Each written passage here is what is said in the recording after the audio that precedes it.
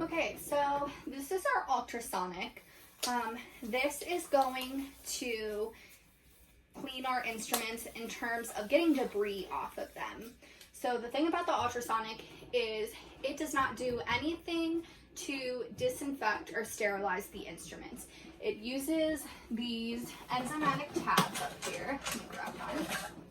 So it uses these enzymatic tabs with a combination of water to break down blood. So it's kind of like the Monarch suction pitcher that we use that cleans the blood and biological material out of the suction lines. It does the same thing, but for the instruments. So you'll need to have these in there. You could just do it with water, but it's not really going to work. So it's important you always have that. The water will be blue. The biggest thing right now is you see I have gloves on to lift this lid up.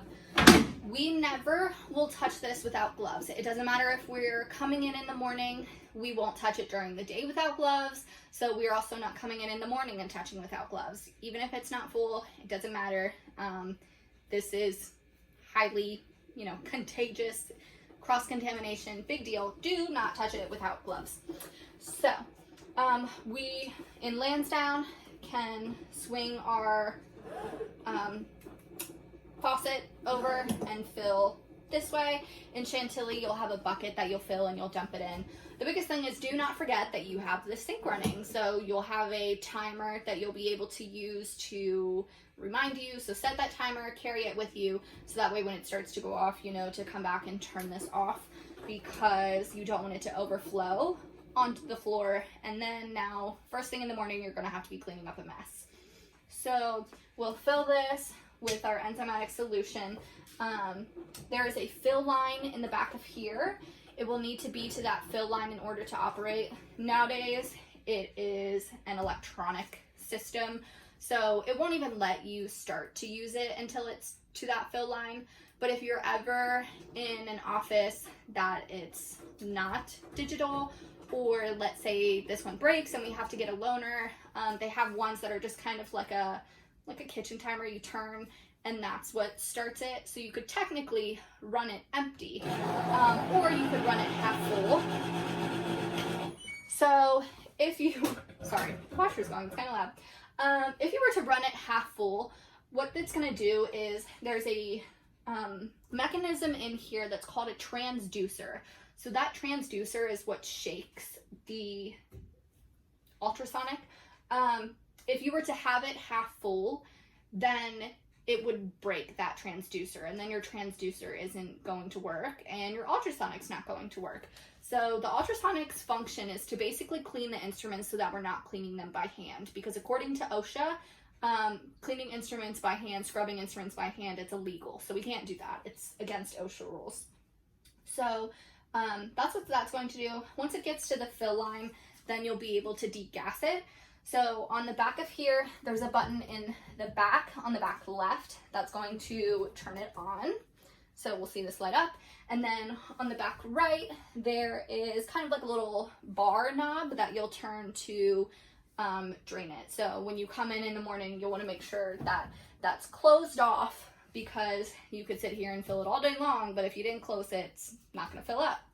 So our thing here right now says liquid level low. So once we would fill it, it would get to this fill line, it's gonna say degas. So you would hit yes, it's gonna degas. It doesn't stop degassing, so you will have to manually stop it. 10-15 minutes is a good amount of time to degas. So the instruments will go in here.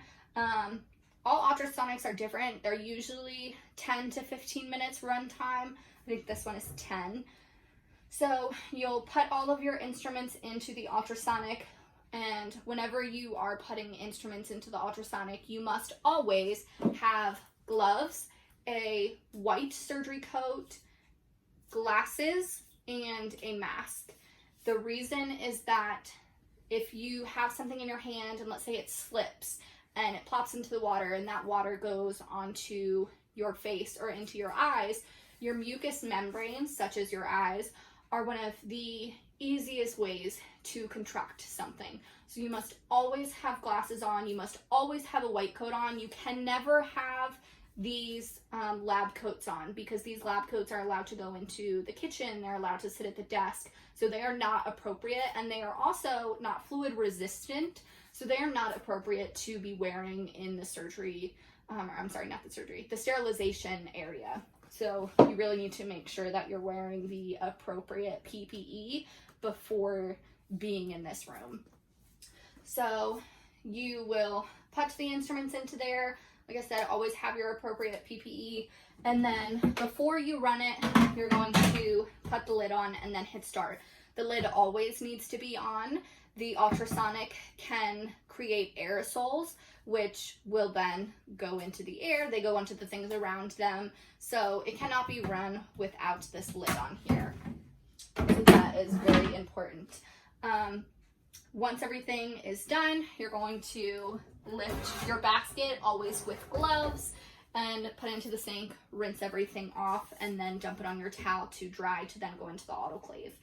And I think that's about